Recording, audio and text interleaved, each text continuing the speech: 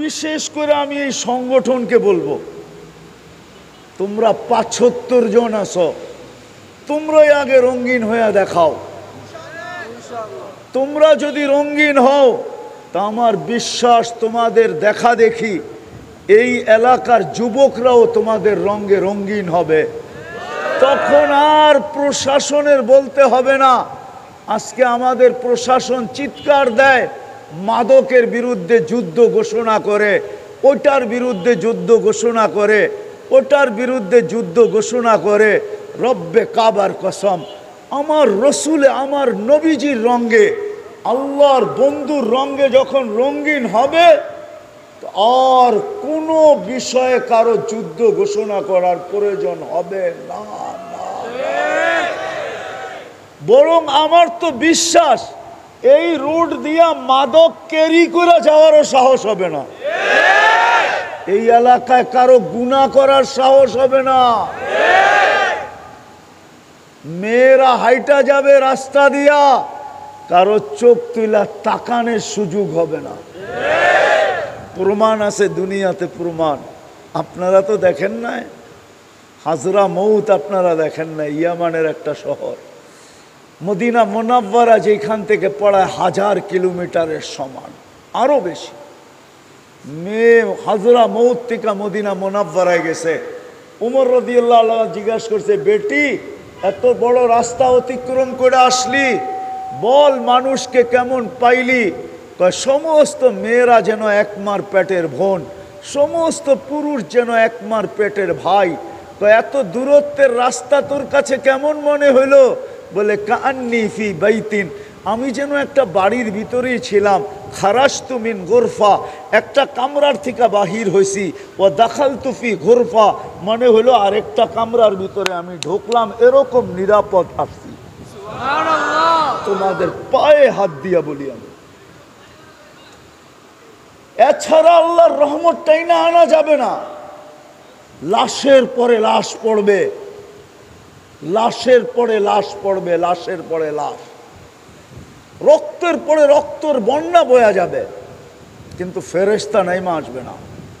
ফেরেশতা নাইমা যতক্ষণ পর্যন্ত বন্ধুর রঙে রঙিন না হই। আল্লাহর একটা হুকুম শুধু আমি বললাম, 5 ওয়াক্ত নামাজি না হই। তওবা কইরা 2টা করতে রাজি আজকের থেকে? কেননা কালকে আল্লাহর কাছে যায়া চেহারাটা দেখাইতে হবে, সমস্ত নেয়ামতের হিসাব দিতে হবে। কবরে সর্বপ্রথম প্রশ্ন হবে, মা কুনতা তাকুলু ফি হাদার রাজুলি মুহাম্মাদিন। কিতাবুল জানায়েজে ইমাম বুখারী রহমতুল্লাহ আলাইহি লেখছেন যে, বল আমার বন্ধুর রঙে কতটুকু রঙিন ছিলি। আমি বন্ধুর খাতিরে তোকে কিনা দিছি, তোর মর্যাদা কোথায় না উঠাইছি, উচ্চ শিখরে নিয়ে গেছি। সমস্ত উম্মতকে তোর সামনে আমি জলাঞ্জলি দিয়া দিছি। হ্যাঁ হ্যাঁ হ্যাঁ, এই জন্য চলেন আজকে মনের থেকে তওবা করি। কে কে রাজি তওবা করতে? পাক্কা? তাহলে বলে দেন, আল্লাহ অতীত থেকে তওবা করলাম, আপনি আমাদের তওবা কবুল করেন। দ্বিতীয়, আজকের থেকে নামাজ ছাড়বো না। পাক্কা? হ্যাঁ, নামান। তৃতীয়, আজকের থেকে আল্লাহর রসুলের রঙে রঙিন হব। হ্যাঁ, যুবকরা কি বলে? পাক্কা? হ্যাঁ, সত্য? কোন সহজ? আলহামদুলিল্লাহ সুম্মা আলহামদুলিল্লাহ বলেন না? আলহামদুলিল্লাহ। বাংলাদেশের মতো কপাল দুনিয়ায় আল্লাহ কাউকে দেন নাই। যেই দেশের কদমে কদমে হক্কানি আলেম পাওয়া যায়, আল্লাহর সৈনিক পাওয়া যায়, সৈনিক হক্কানি আলেম কদমে কদমে পাওয়া যায়, প্রত্যেক গ্রামে গ্রামে পাওয়া যায়, প্রত্যেক প্রত্যেক গ্রামে গ্রামে পাওয়া যায়। এরকম পরিবেশ দুনিয়ার কোনো দেশে নাই। শুধু রাস্তার এই মাথা থেকে এই মাথা পর্যন্ত কয়টা মাদ্রাসা? কন্যা, আরে ওই মেন রোডের থেকে ঢুইকা এই মেইন রোড পর্যন্ত বাইরেতে কয়টা মাদ্রাসা? দুই পাশে দুর্মিয়া চৌখে পড়ার মতোই তো 6টা, চিপায় চাপায় ছোট ছোট আছে না কয়েকটা, ওটি গণেন না কেন? এতটুক জায়গার ভিতরে যদি এতটি মাদ্রাসা, মসজিদ কয়টা?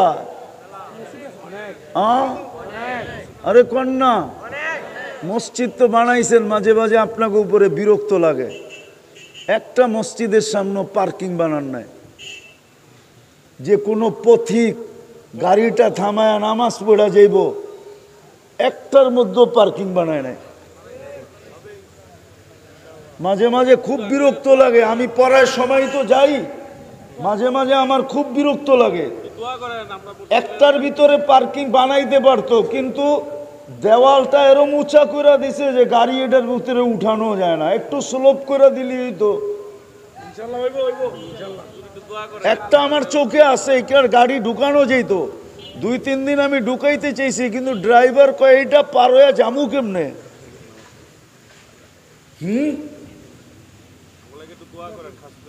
রাগ হয় না, মনেরটা কয়া দিলাম আর কি। মসজিদ কয়টা? হ্যাঁ, রাস্তার পাশে যখন মসজিদ হয় তো মসজিদের কমিটির উচিত যে ওইখানে পার্কিং সার্কিং এর একটু জায়গা রাখা। হতে পারে কোনো আল্লাহর বান্দা নামাজ পড়বে আর দেখবে মসজিদটা টাইলস ফাইলস নাই, কমিটি ডাইকা কইব ঠিকানা দেওয়া যাবে, আমি টাইলস পাঠায় দিব, খালি লাগায় দিবেন। মসজিদ একটু উল্টা পাল্টা দেখছে তো ডাইকা বলছে কত লাগবে, চুপে চাপে আল্লাহর এরকম বান্দা বহুত আছে না? নাই? নাই? হ্যাঁ, আপনারা তো কাউরে দাঁড়াইতেই দেন না, না মনে হয় বোঝে নাই। আপনারা তো কাউরে দাঁড়াইতেই দেন না, নামাজই পড়তে দেন না, গাড়ি একটা রাখলে পুরা রোড জাম, ঠিক না? বাকি সবাই দিব গালি, ঠিক না?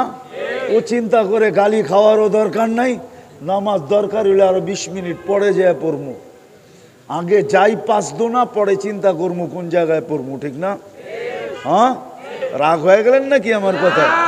মসজিদের সামনে বানান পার্কিং। হ্যাঁ, বানাবেন? হ্যাঁ, পার্কিং বানান মসজিদের সামনে, দরকার হইলে নিচতলাকে একটু ছোট করেন, কইরা নিচতলায় পার্কিং বানান, দেখবেন এইখান দিয়া উচিত। এটা হাইওয়ের উপরে মসজিদ, হাইওয়ের উপরের মসজিদগুলাতে আমাদের দেশের নিয়ম নাই, বিদেশে নিয়ম আছে, এমনকি কাফেরের দেশে নিয়ম আছে, আপনি পার্কিং দেখাইতে হবে, নাহলে মসজিদ বানাইতে পারবেন না। হ্যাঁ হ্যাঁ, আমি দুনিয়া ঘুরি, আমার কাছে জিজ্ঞেস করেন, পার্কিং দেখাইতে হবে, তারপরে মসজিদ বানাইতে পারবেন, এছাড়া বানাইতে পারবেন না। আগে পার্কিং শো করতে হবে। তো এতটুকু বললাম আর কি, কোত্থেকে জানি কথা কই চলে গেল। তো বাংলাদেশের মতো পরিবেশ দুনিয়ার কোথাও নাই। এই মাথার থেকে ওই মাথায় কতগুলা মসজিদ, কতগুলা ইমাম, হ্যাঁ, প্রত্যেক মসজিদে মসজিদে ইমাম, ঠিক না? আলহামদুলিল্লাহ, আমাদের দেশে মুয়াজ্জিন পর্যন্ত আলেম, মুয়াজ্জিন পর্যন্ত হাফেজ। বড় কিসমত এই দেশের। তারপরেও যদি রসুলের রঙে রঙিন না হয় তাইলে আর কবে হবে? মাদ্রাসাগুলো হইল রসুলের রঙের কারখানা, ইমাম সাবরা হইল, ওলামারা হইল সেলসম্যান, এরা বিক্রি করে, এদের কাছে আছে রসুলের রং। যুবক, তোমাদের পায়ে হাত দিয়া বলি, এদের কাছ থেকে শিখো, নাইলে আমাদের দেশের উপরে আল্লাহ নারাজ না হয়ে যায়। গাজা আলাদের তো একটা করিডোর আছে, ইচ্ছা করলে দেওয়াল ভাঙ্গা হইল মিশরে ঢুকতে পারবে, আমাদের একটা করিডোর আছে, কলা গাছ লেয়া বঙ্গোপসাগরে চাপ দেওয়া ছাড়া আমাদের কোনো করিডোর নাই নাই নাই নাই নাই নাই। এই জন্য পায়ে হাত দিয়া বলি ইনশাআল্লাহ শিখবো। আমি চান্দা করব না, আমি আপনাদেরকে বলবো যারা এখানে উপস্থিত হয়েছি, এই সংগঠনের যে ছেলেরা আছে এরা স্বেচ্ছায় রক্তদান করে। এরা যদিও আপনাদের কাছে কখনো বলে না, কিছু বলে না, চান্দা করে না, কিন্তু আমি আপনাদের পায়ে হাত দিয়া বলবো আপনারা নিজের পক্ষ থেকে এই যুবকগুলোকে উৎসাহিত করেন, আরও আগে বাড়ার তো জন্য বলেন এদেরকে, যেন এরা আরও ধর্মীয় সেবামূলক কাজ করতে পারে।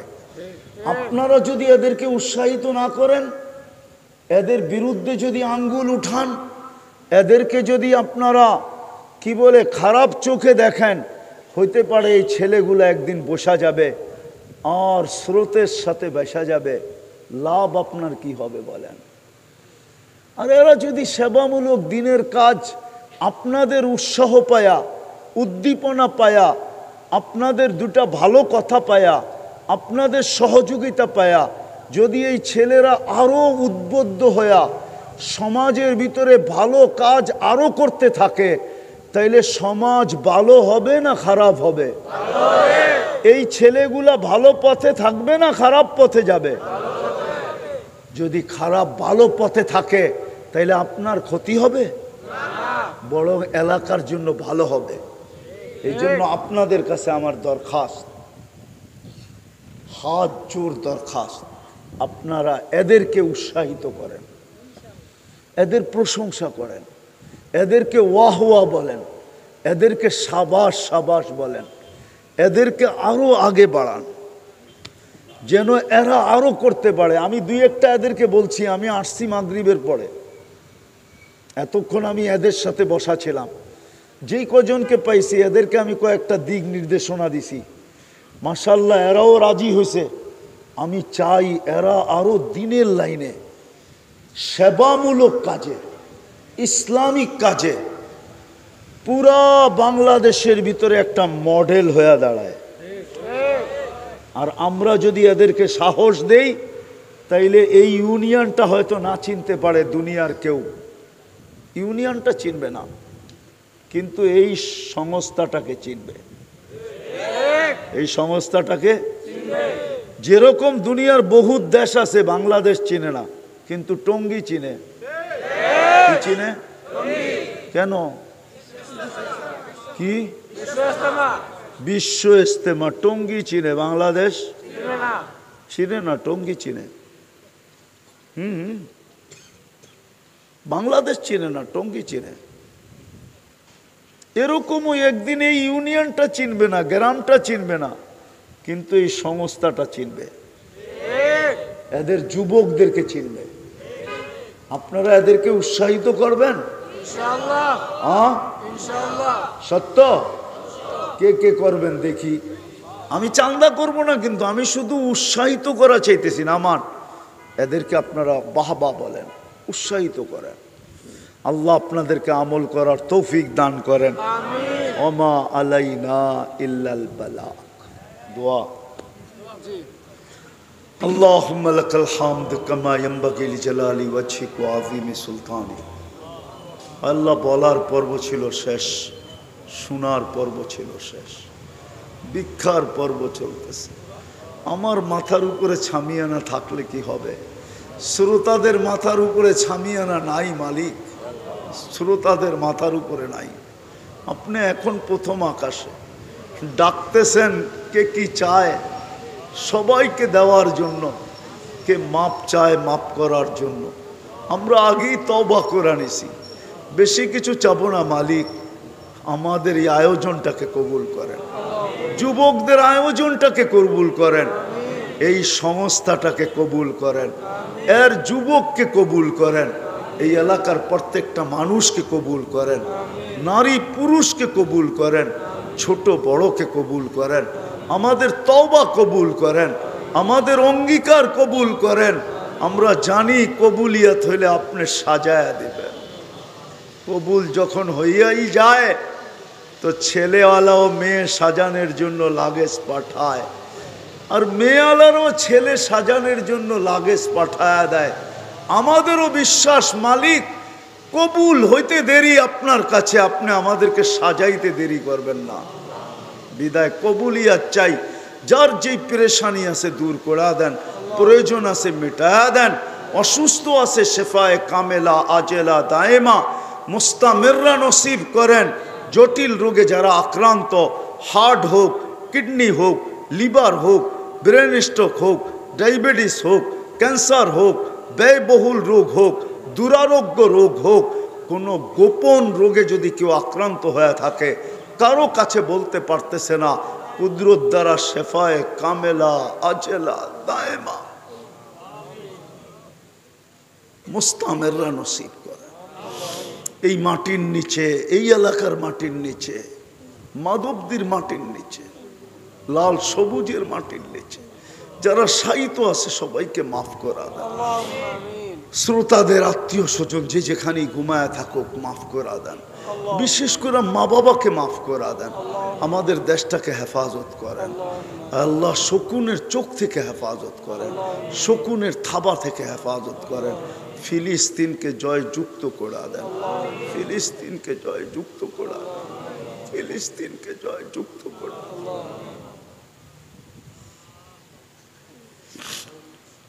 ফিলিস্তিনকে জয়যুক্ত করা দেন, ফিলিস্তিনকে জয়যুক্ত করা দেন, ফিলিস্তিনকে জয়যুক্ত করা দেন, ফিলিস্তিনকে জয়যুক্ত করা দেন।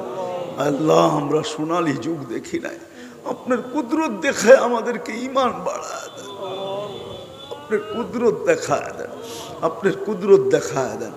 যা চাইলাম তাও দেন, যা চাইতে পারলাম না তাও দেন।